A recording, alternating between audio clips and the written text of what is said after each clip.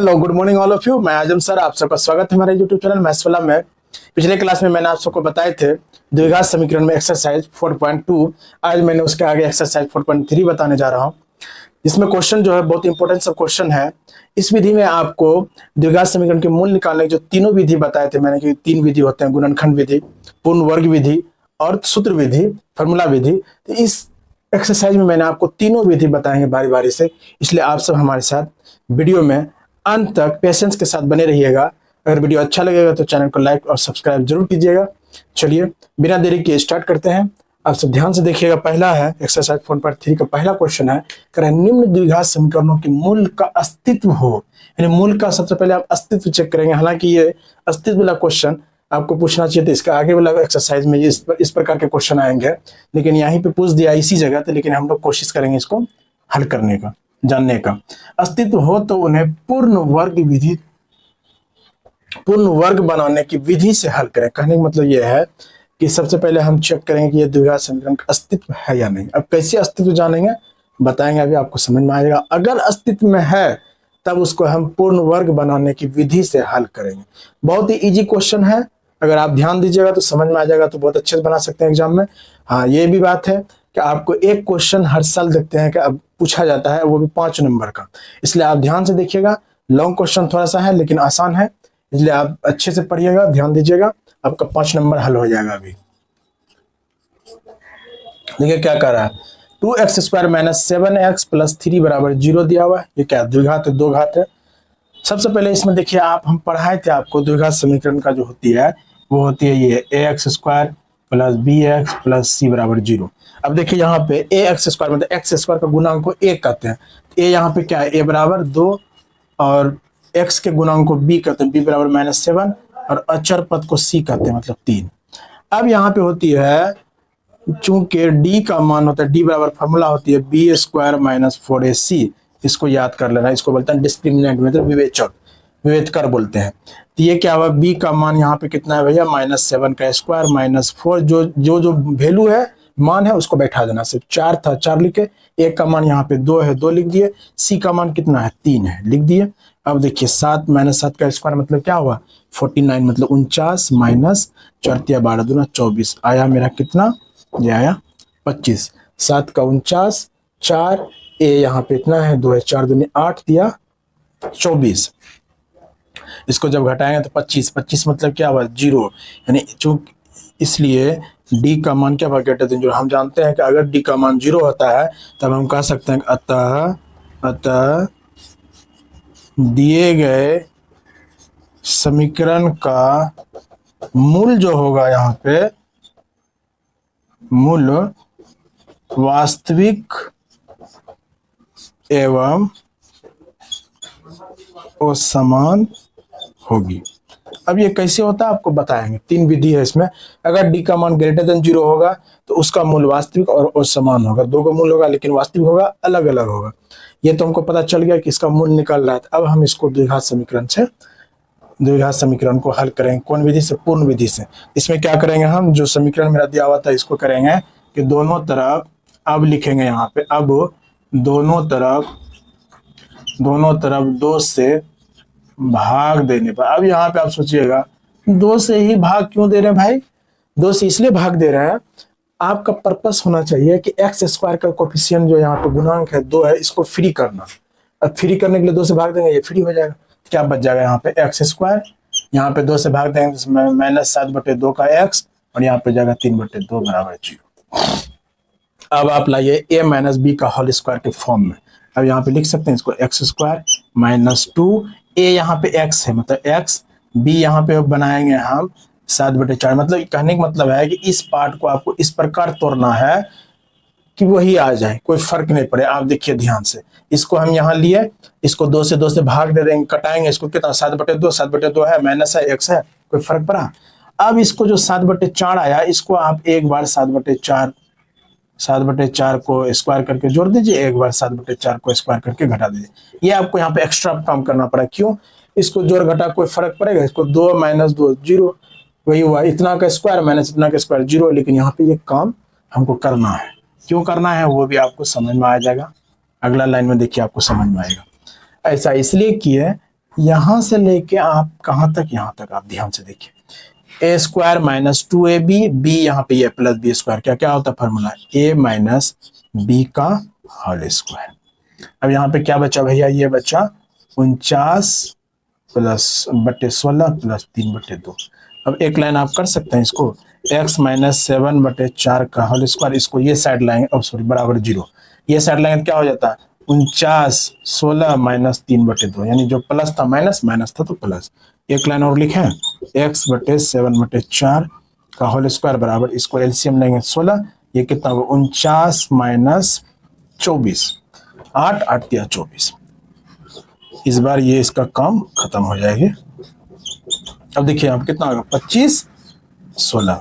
अगर हम इसको स्क्वायर खत्म करते हैं, ये कितना आ जाता है सीधा समझिए, हम जानते हैं स्क्वायर जब खत्म करते हैं इधर तो हो जाता है प्लस माइनस अंडर रूट 25/16।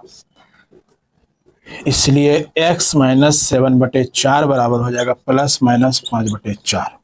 अब आप अच्छी तरह जानते हैं कि एक बार इसको इधर लाएंगे तो ये हमेशा प्लस होगी, इसलिए हम लिखेंगे x इक्वल टू, एक बार मान हो जाएगा, इसको एक बार प्लस बुला लेते हैं, प्लस बुला 4/5/4 प्लस लिए और ये 7/4 प्लस तो आएगा ही, और दूसरा मान क्या होगा, और x बराबर हो जाएगा माइनस 5/4, ये एक बार प्लस था एक बार माइनस तो माइनस, और ये तो प्लस रहेगा ही आपका, यही मान आया।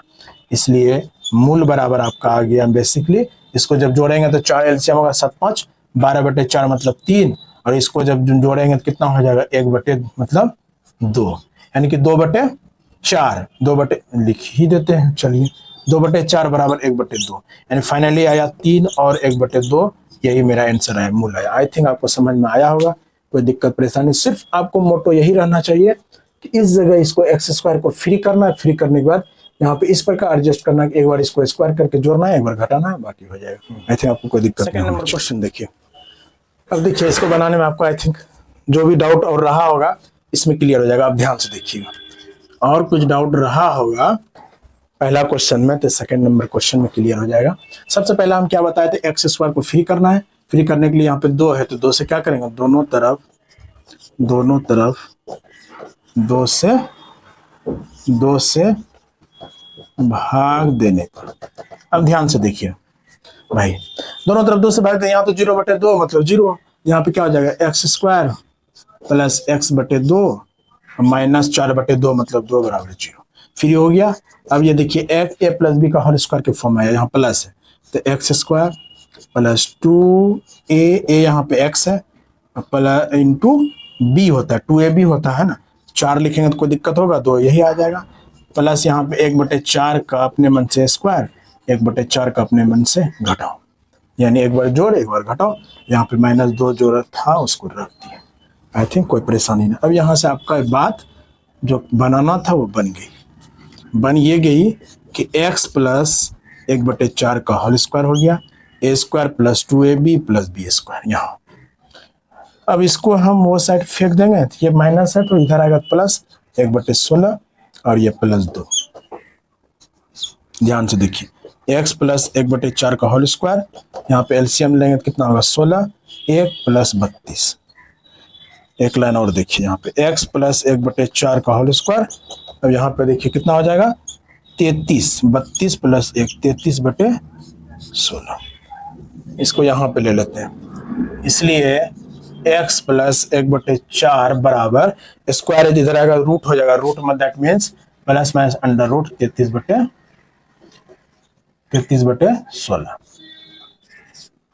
यानी कि x प्लस 1/4 बराबर एक बार आया यानी प्लस माइनस रूट 33/4, मतलब 16 का रूट आया 33 करना है। अब देखिए हम जान रहे हैं इसलिए x बराबर, अब ध्यान से यहाँ पे देखें ये एक बार प्लस में एक बार माइनस में, तो ये लेकिन इधर हमेशा जाएगा तो क्या होगा माइनस में होगा, इसलिए x बराबर एक बार हो जाएगा रूट 33/4 माइनस 1/4 और x बराबर होगा माइनस रूट 33/4 माइनस 1/4।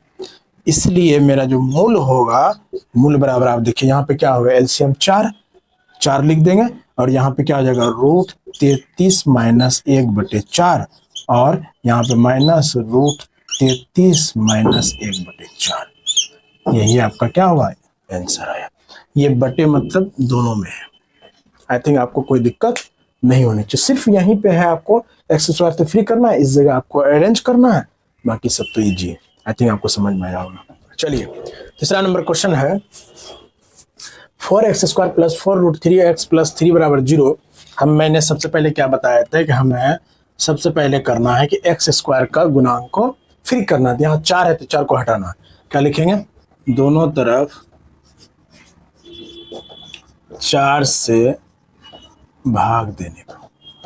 बच्चे को बहुत डर रहते हैं पूर्ण वर्ग विधि तो सर समझ में ही नहीं आता है, बहुत हार्ड है, बहुत भारी है। भारी कुछ नहीं, आपको सिर्फ 2 स्टेप करना। पहला स्टेप ये लिख के आप देखिए यहाँ पे आप इसको फॉर्म में ला लिए, एक्स स्क्वायर प्लस 4 से भाग देना है, ये फ्री हो गया। ये क्या बचेगा आपका √3x, यहाँ भी 4 था खत्म हो गया, यहाँ पे 3/4 बचेगा। इतना सा काम। अब एक लाइन और आपको सोचना है, ये अगर सोच लिए आपका हिसाब क्लियर हो गया, बन गया सोल्यूशन। एक्स स्क्वायर प्लस ए स्क्वायर प्लस 2ab, तो 2 यहाँ पे ए क्या है? x है, x इंटू बी यहाँ पे देखिए √3/2 लिखिए, इसलिए 2 कैंसिल होगा, √3x है। अब यही आपका b बन गया, जो यहाँ पे साइड में x के जस्ट बाद गुना होगी वो आपका b रहेगा। इसको लिखेंगे √3/2 का स्क्वायर माइनस एक बार कर देंगे √3/2 का स्क्वायर अब प्लस 3/4 बराबर 0। यहाँ तक कोई दिक्कत नहीं होनी चाहिए। यही तो आपका हो गया, ये हो गया। a प्लस बी का होल स्क्वायर का फॉर्मूला क्या होता है? x प्लस यानी कि √2 का होल स्क्वायर। अब इसको आप वो साइड ले जाएंगे तो ये माइनस से 2 जाएगा, प्लस ए स्क्वायर का कितना? 3/4। √3 का स्क्वायर 3 और 2 का स्क्वायर 4, मतलब 3/4, और ये माइनस हो जाएगा उधर जाकर 3/4। दोनों कैंसिल, प्लस माइनस बचा क्या आपका? यानी x प्लस √3/2 का स्क्वायर बराबर 0। इसलिए या एक लाइन और लिखते हैं, x प्लस √3/2। अब हम जानते हैं कि ये भैया जब स्क्वायर आता है तो ये साइड जाता है प्लस माइनस, रूट में आता है तो प्लस माइनस 0, यही ना होगा? प्लस माइनस 0 मतलब 0 ही होता है। इसलिए हम लिखेंगे यहाँ पे, इसलिए x का मान, ये क्या है? प्लस से इधर आएगा माइनस, इसलिए x का मान होगा माइनस √3/2 और माइनस √3/2। चूंकि हम जानते हैं द्विघात का मूल 2 होता है। एक चीज हमने यहाँ पे छोड़ दिए थे, बता रहे हैं आपको, मूल बराबर हो जाएगा माइनस √3/2 और माइनस √3/2। अब ये बराबर आया क्यों? इसलिए कि हमने एक चीज यहाँ पे छूट गया, यहाँ पे बता देते हैं आपको। d बराबर बी स्क्वायर, यहाँ पे करते हैं, बी स्क्वायर कितना था? 4√3 का स्क्वायर माइनस 4, a मतलब 4, b मतलब 3, ये होता है 4 तो 16 48 माइनस यहाँ पे 48 बराबर 0। हम बताते d का मान जैसे 0 आएगा, इसलिए d बराबर यहाँ क्या आया? 0। जैसे d का मान 0 आता है तो इसका जो मूल होती है, मूल क्या होती है? मूल बराबर होती है वास्तविक और समान। मूल क्या होता है? वास्तविक और समान। तो इसलिए तो मेरा यहाँ पे मूल आया दोनों बराबर। जैसे d का मान 0 आएगा, मूल आएगा वास्तविक और समान। ये मेरा विधि था। अब देखिए लास्ट है इसका 1 नंबर एक क्वेश्चन का चौथा नंबर, उसी तरह हल करना है। हल करने के लिए सबसे पहले हम लिखेंगे यहाँ पे, जो इस क्वेश्चन में जो छूट गया था लिखना, यहाँ पे लिख दिया, इस जगह कर दिया। इसको हम लिखेंगे सबसे पहले a बराबर 2, b बराबर 1 और c बराबर 4। इसलिए d बराबर होती है b square minus 4ac, b का मान 1 का स्क्वायर माइनस 4, a का मान 2, c का मान 4। कितना आया भैया? 4 चौक 16 दूना 32, यानी माइनस 31 लेस देन 0। ठीक है ना? 16 दूना 32 होता है, 1 घटेगा माइनस 31। अब यहाँ पे आपको बताएं, सबसे पहले d का मान ग्रेटर देन 0 आया तो मूल हुआ वास्तविक और असमान, d का मान 0 आया तो मूल हुआ वास्तविक और समान। जब d का मान लेस देन 0 होगा तब होगा, आप लिखेंगे तब अतः दिए गए समीकरण का मूल, दिए गए समीकरण का कोई वास्तविक मूल नहीं होंगे। आपको ये पूछेंगे एग्जाम में, कंडीशन रहेगी, ऑब्जेक्टिव में भर भर के क्वेश्चन रहता है कि डी का मान ग्रेटर देन 0 क्या होगा? डी का मान 0 होगा तो वास्तविक और समान होगा। डी का मान लेस देन 0 होगा, इसका मूल कोई वास्तविक नहीं निकलेगा, मतलब मूल निकलेगा ही नहीं, इसका मूल होता है अवास्तविक। इसलिए अब हल करने की जरूरत ही नहीं, चूंकि ये अस्तित्व ही नहीं था, हल क्यों करेंगे? यहीं पे आपका ये क्वेश्चन समाप्त हो गया 1 नंबर। फिर आगे इसका 2 नंबर बताते हैं। चलिए 2 नंबर क्वेश्चन है, निम्न द्विघात समीकरणों के मूल ज्ञात करें। इससे पहले जो क्वेश्चन था वो कह रहा था निम्न द्विघात समीकरण का अस्तित्व पहले जांच करना, उसके बाद फिर मूल निकालना। यहाँ पे डायरेक्ट कहा है मूल निकालना, इसका मतलब ये अस्तित्व में है, तभी आपको कहें कि डायरेक्ट मूल निकालने के लिए। चलिए अस्तित्व में है तो देखते हैं पहला क्वेश्चन क्या है। पहला क्वेश्चन कह रहा है कि x minus 1/x equal to 3 और जहां पे x बराबर नॉट 0। सबसे पहले ये द्विघात समीकरण में अभी नहीं है फॉर्म में। ये क्या है? द्विघात समीकरण में भी नहीं, ये बहुपद भी नहीं, इसलिए नहीं है। ये क्या है? पूर्णांक में नहीं है। सबसे पहले पूर्णांक में लाने के लिए हमको क्या करना पड़ेगा? एलसीएम निकालेंगे, पूर्णांक में आ जाएगा, तब द्विघात समीकरण बन जाएगी। लेकिन अब कभी ये सोचें कि ये क्यों लिखा x बराबर नॉट 0? इसलिए लिखा, अगर x बराबर 0 कर देंगे, यहाँ पे ध्यान दीजिए, x बराबर 0 तो 0 माइनस 1/0 बराबर 3। ये कभी नहीं होगा। क्यों नहीं होगा? देखिए 1/0 का मान जो होती है भैया, ये होती है इन्फिनिटी, अनंत, इसलिए यह अस्तित्व में नहीं आएगा। इसलिए वो लिख दिया पहले आपको कि x बराबर नॉट 0। हालांकि 10th में नहीं समझ में आएगा, ये सब जब 11 12 में जाएंगे तो आपको वहां पे ये सारी चीज क्लियर होगी। अब देखिए एलसीएम लेते हैं, तो एलसीएम क्या होगा? x, यहाँ पर जाएगा x² माइनस 1 बराबर 3। अब आप ध्यान से देखिए, x² माइनस 1, ये यहाँ पे ये इधर जाएगा तो गुना हो जाएगी 3x। अब आपका द्विघात समीकरण बन गया x² minus 3x minus 1 already था बराबर 0। अब आपको यहाँ पे ओपन है, तीनों विधि लगा सकते हैं, गुणनखंड विधि लगा सकते हैं, पूर्ण वर्ग लगा सकते हैं आप, सूत्र। सबसे पहले तो ये ध्यान में रखिए, एग्जाम में आपको एक पॉइंट बता देता हूं मैं, तीनों विधि में आप हमेशा कोशिश कीजिएगा, अगर कोई विधि नहीं बोला है लगाने के लिए, हमेशा कोशिश कीजिएगा सूत्र विधि लगाएं, डायरेक्ट फॉर्मूला पे निकाल लेना। चूंकि आपको गुणनखंड विधि में भी इसको सोचना पड़ेगा किस प्रकार से इसको तोड़े कि जोड़ने के बाद -3x है, टाइम लगेगा। पूर्ण विधि में तो देख ही रहे हैं, थोड़ा लंबा लेंदी जाते हैं, इसलिए आपको हमेशा कोशिश करना फॉर्मूला विधि में सीधा करना है कि a बराबर 1, b बराबर -3, c का मान 1। अगर आप गुणनखंड में सोच पा रहे हैं तो तुरंत सोच लीजिए, निकाल लीजिए। इसलिए d बराबर होता है -b² माइनस 4ac। b का मान क्या है? -3 का स्क्वायर माइनस 4ac का मान -1। 9 माइनस 4, -4 नहीं होगा, अब ध्यान से देखिएगा, माइनस और यहाँ माइनस प्लस हो जाएगी, कितना हो गया? 13 ग्रेटर देन 0। इसका मतलब अतः इस समीकरण का मूल क्या होगी? वास्तविक एवं असमान होंगे। मैंने ये बात आपको पहले बता दिया। डी का मान जैसे ग्रेटर देन 0 होगा, यहाँ पे है ना 13 मतलब 0 से बड़ा, इसलिए अब लगाएंगे द्विघात सूत्र से।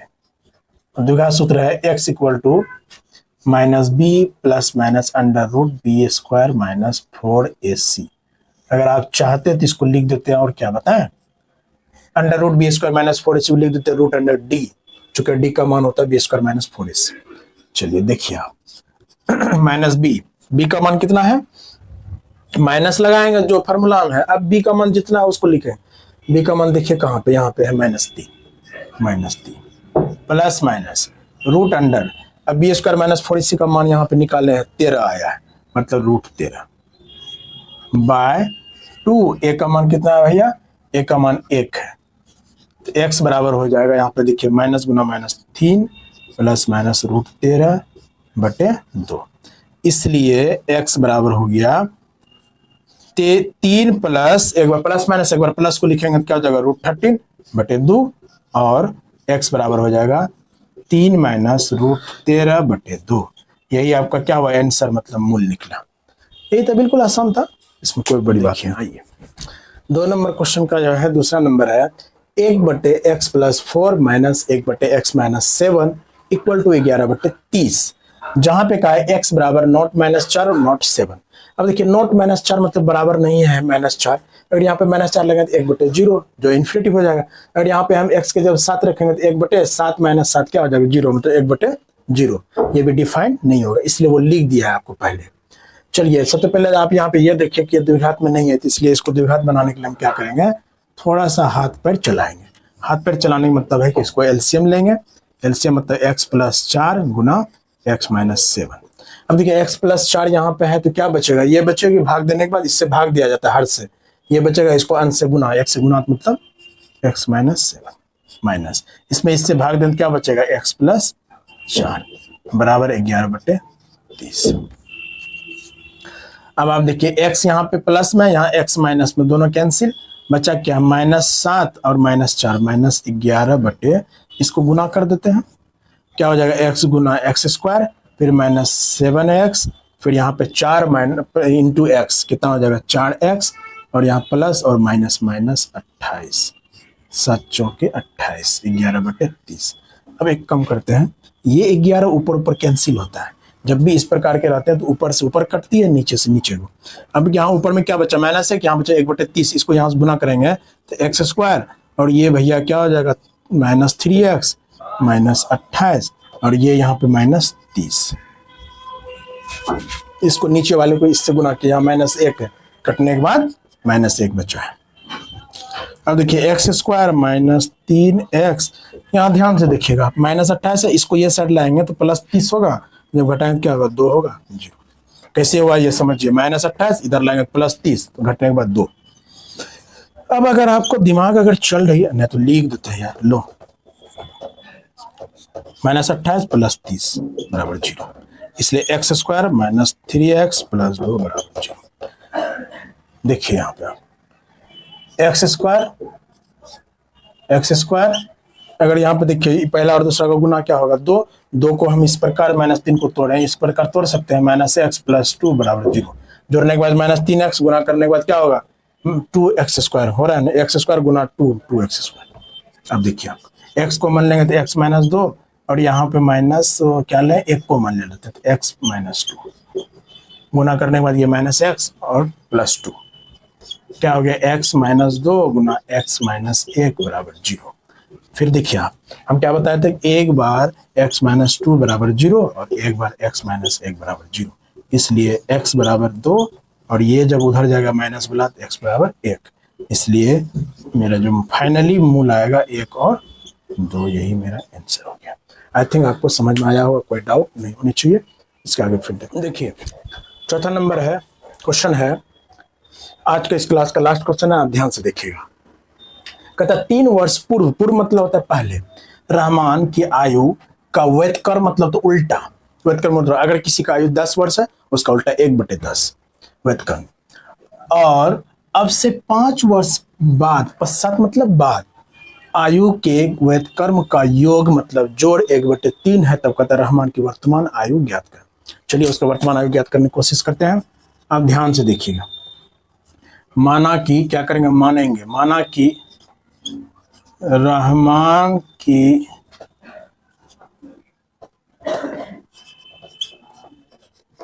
वर्तमान आयु बराबर x वर्ष है, हम मान लिए x वर्ष है, उसका वर्तमान मतलब अभी, तब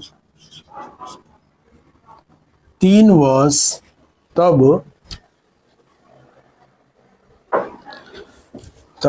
लाइट कट गई, चलिए कोई बात नहीं, तब अब से 3 वर्ष पूर्व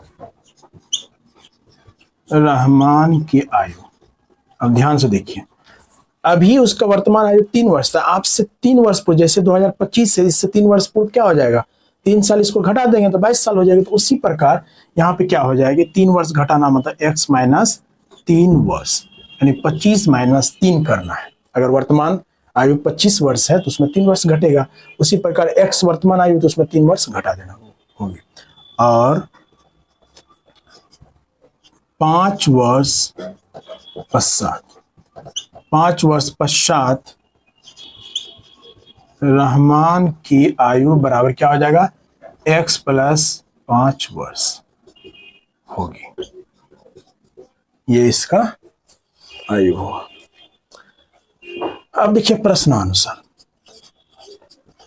भैया प्रश्नानुसार आप इसी जगह ध्यान देने की बात, ये तो जितना लैंग्वेज में कहा था कि वर्तमान आयु मान लिया x वर्ष, 3 वर्ष पूर्व मतलब पूर्व तो x - 3, 3 वर्ष पश्चात x - 5, लेकिन यहाँ पे अब यहाँ पे समझने की बात है, कहता है कि उसकी जो 3 वर्ष पूर्व वाला जो वैध कर्म है, यानी 3 वर्ष पूर्व, इसका वैध कर्म क्या हो जाता है, 1/x-3, और इसका वैध कर्म हम करेंगे तो 1/x+5। ये क्या वैध कर्म कहता है कि दोनों के वैध कर्म का योग जो है वो 1/3 है। कहने का मतलब है कि 3 वर्ष पहले का जो वैध कर्म आयु होगा, उल्टा आयु होगा, प्लस होगी, योग होगी 5 वर्ष पश्चात के वैध कर्म, और वे किसके बराबर होगा, 3 के बराबर।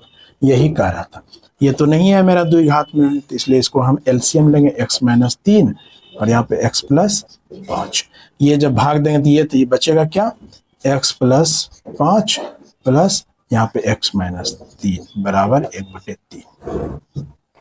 अब देखिए ध्यान से, इसको देखिए x और x कितना हो जाएगा, 2x+2 बाय, इसको गुना कीजिए तो क्या हो जाएगा, x² plus 5x minus 3x 3x और -15 बराबर 1/3। अब गुना कीजिए क्रॉस, मतलब जिसको बोलते हैं आम भाषा में कोना कोनी गुना करते हैं। तो इसको करेंगे, इससे क्या हो जाएगा, x² और ये घटेगी तो क्या हो जाएगा, 2x माइनस 15 बराबर, इसको इससे करेंगे 6x + 6, यही होगा। एक लाइन और लिख देते हैं यहाँ पे, x², इसको ये साइड लाएंगे क्या हो जाएगा, -4x और इसको लाएंगे तो -21 बराबर 0।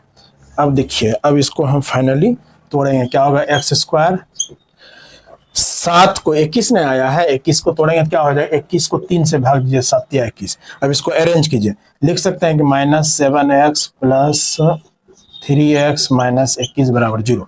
जोड़ने के बाद -4x, गुना करने के बाद -21, x² हो रहा है, अरेंज है। अब इसको कॉमन लीजिए तो क्या होगा, कॉमन इसमें x -7 और इसमें कॉमन क्या ले लें, मैंने -3 लेंगे, क्या हो जाएगा, x -3 नहीं लेंगे, +3 ले लेंगे। ऐसा इसलिए लिए 3 गुना x 3x प्लस और 3 गुना -7 -21, एक हो गया x + 3 और एक हो गया x -7 बराबर 0। यानी कि देखिए लाइट आ गई, तो हो जाएगा x + 3 बराबर 0 और x -7 बराबर 0। तो हम जानते हैं कि ये x -3 हो गया, जो कि प्लस से बराबर को वो साइड जाएगा तो क्या होगा, माइनस, और x बराबर 7। अब देखिए ये मेरा निगेटिव आया, निगेटिव आया तो ये कभी भी नहीं होगा, इसलिए नहीं होगा, ये क्या होगा, निगेटिव कभी भी मेरा क्या होता है, एज मेरा कभी माइनस में होता है, एज तो बढ़ती है ना, इसलिए ये होगा। इसलिए रहमान की वर्तमान आयु